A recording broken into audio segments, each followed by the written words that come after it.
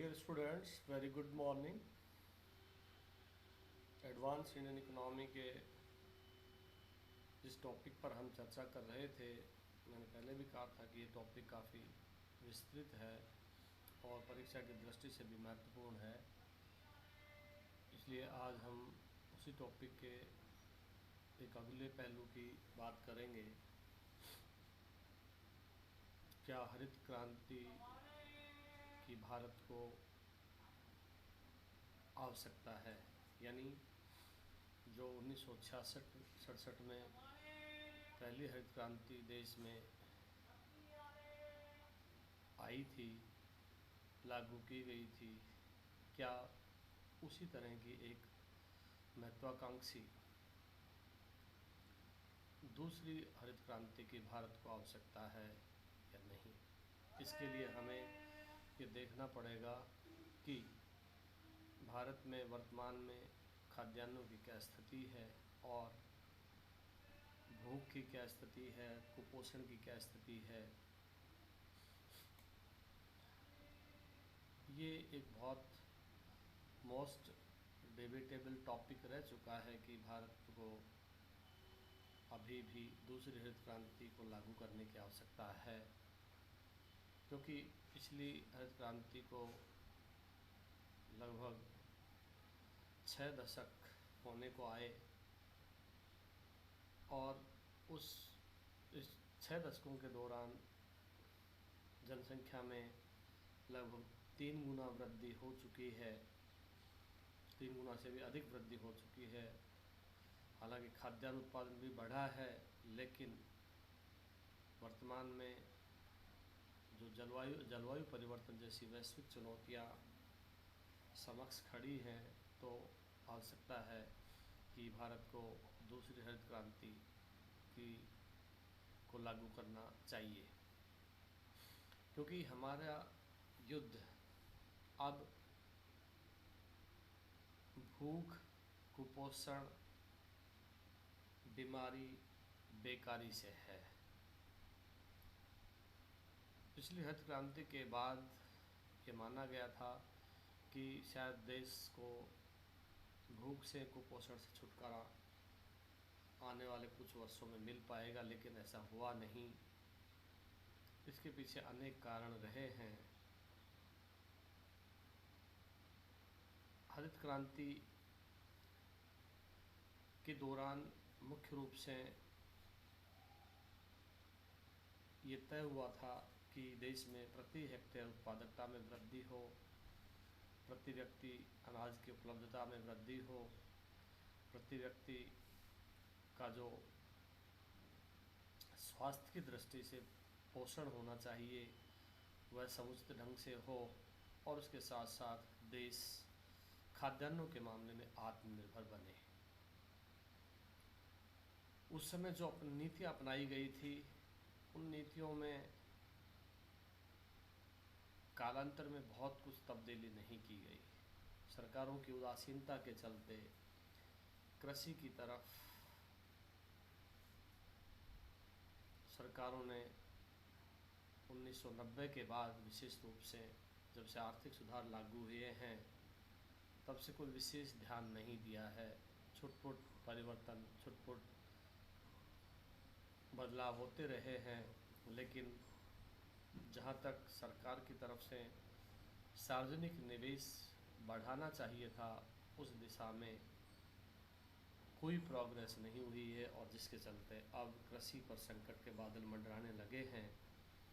तो अब ऐसी स्थिति में आवश्यकता है कि हम दूसरी हरित क्रांति लागू करें, क्योंकि भारत खाद्यान्नों के मामले में आत्मनिर्भर हो चुका है, ये सही है, और गेहूं और चावल के मामले में दुनिया का सबसे बड़ा उत्पादक देश भी है, और चावल के मामले में भी दुनिया का सबसे बड़ा निर्यातक देश है तो भारत है। दूध के उत्पादन में भी दुनिया का नंबर 1 कंट्री भारत बना हुआ है। लेकिन बावजूद इन सब के आज भी दुनिया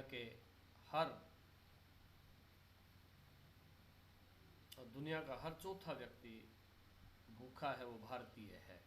यानी देश में भूखे व्यक्तियों की संख्या इतनी अधिक है कि यदि दुनिया में 100 व्यक्ति भूखे हैं तो उसमें से 25 व्यक्तियों की संख्या भारत में है। यानी हर 100 में से 25 व्यक्ति भारत में भूखे हैं। ये एक बहुत ही भयावह है और बहुत ही विचित्र विडंबना है, जिसको लेकर के सरकार को प्रयास करने चाहिए। क्योंकि पिछली हरित क्रांति के से पूर्व जब देश में नियोजन काल शुरू हुआ था 1951 में, तो भारत में प्रति व्यक्ति खाद्यान्नों की जो उपलब्धता थी वो 144 किलोग्राम थी, जो 1971 में यानी 20 साल बाद बढ़ कर के, यानी हरित क्रांति के बाद के 5 वर्षों के दरमियान ही ये बढ़ कर के 171 किलोग्राम प्रति व्यक्ति हो गई। लेकिन उसके बाद के वर्षों में इसमें विशेष परिवर्तन नहीं हुआ और वर्षों तक यह 170 किलोग्राम से 180 किलोग्राम के बीच में ही बनी रही। ये एक ठहराव की स्थिति है कि जहां 51 में प्रति व्यक्ति खाद्यान्नों की उपलब्धता 144 किलोग्राम प्रति व्यक्ति थी, वही 2000 और 2000 के बाद में 170 से 180 किलोग्राम प्रति व्यक्ति बनी हुई है, जबकि इसे और अधिक बढ़ाए जाने की आवश्यकता है।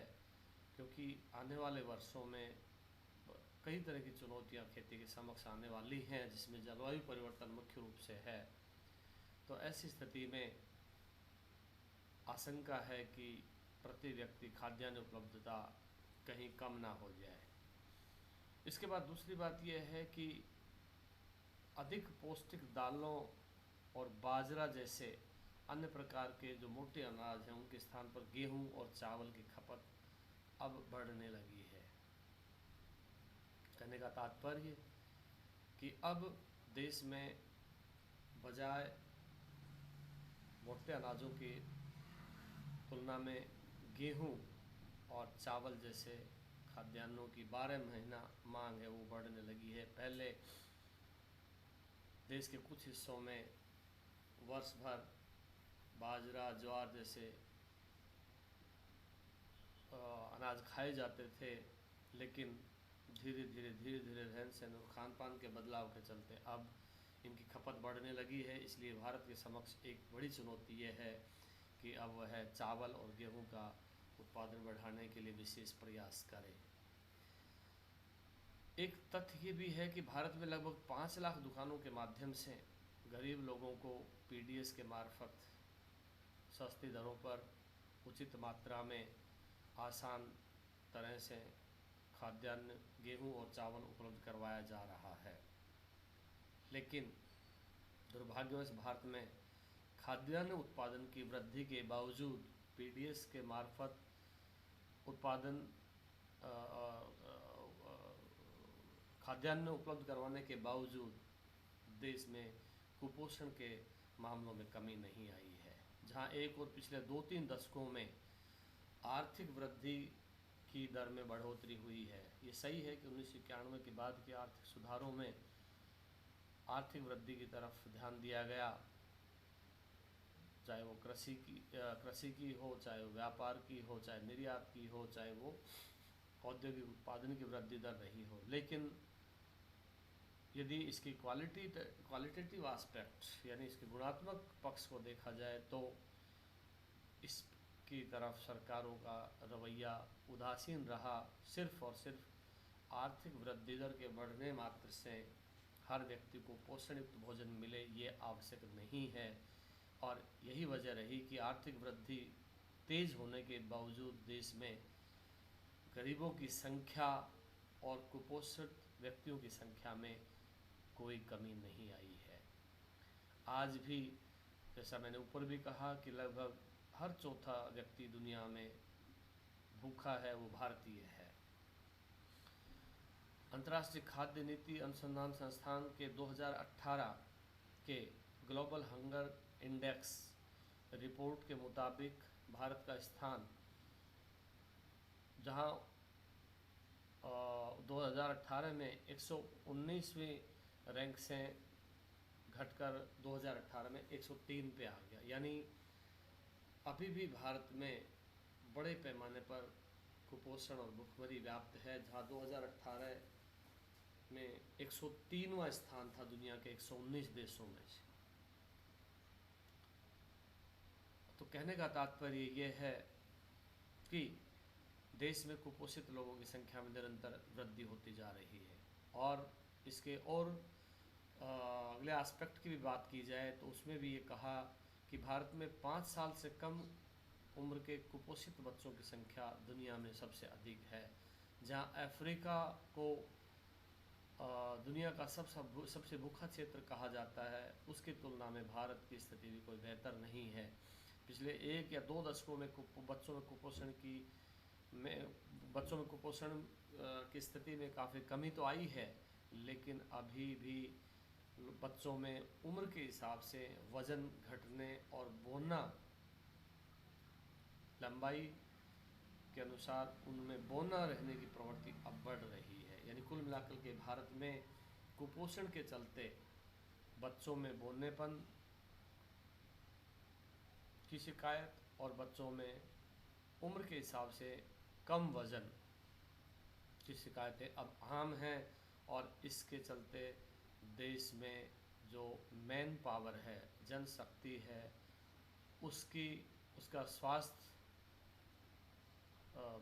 गड़बड़ा रहा है। और यदि इस तरह का हुआ तो आने वाले समय में यह देश के लिए एक शुभ संकेत नहीं है, देश के लिए एक बहुत ही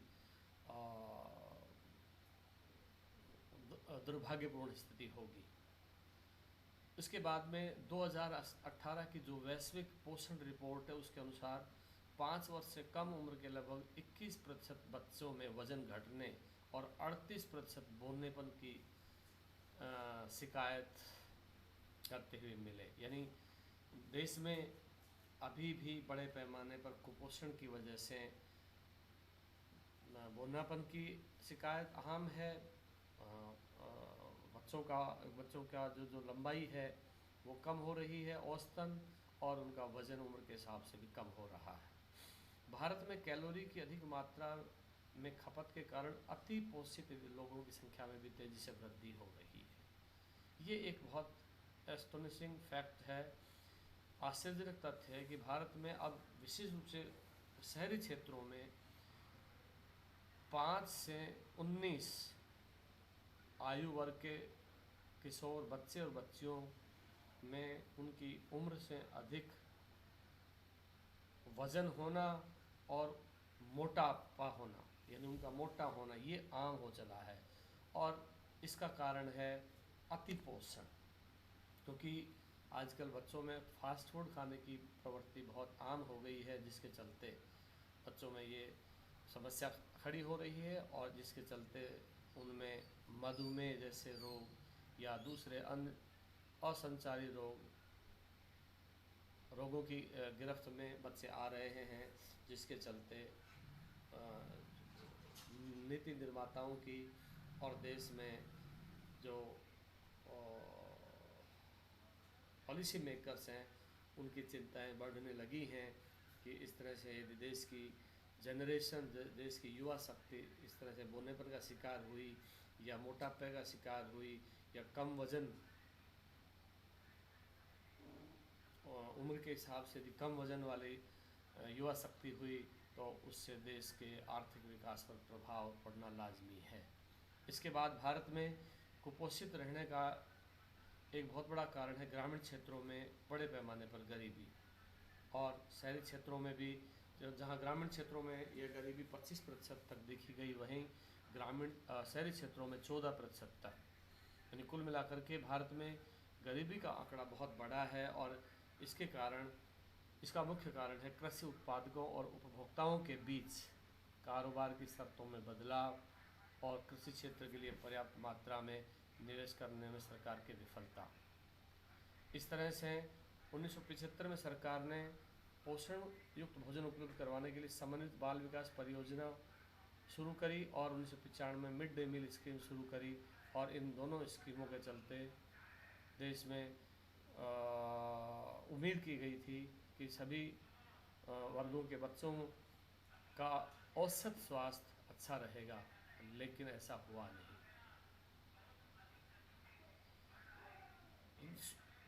चूँकि चावल और गेहूँ जैसे जो मुख्य आहार हैं,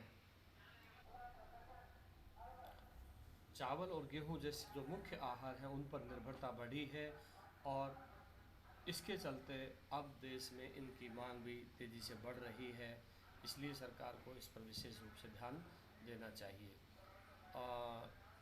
जहाँ 2014-15 और 15-16 में देश में वर्षा की अनियमित और अनिश्चितता के चलते सूखा पड़ने की जैसी स्थिति आई थी, उसके चलते देश में खाद्यान्नों की उपलब्धता है वो और भी अधिक विकट हो चली है।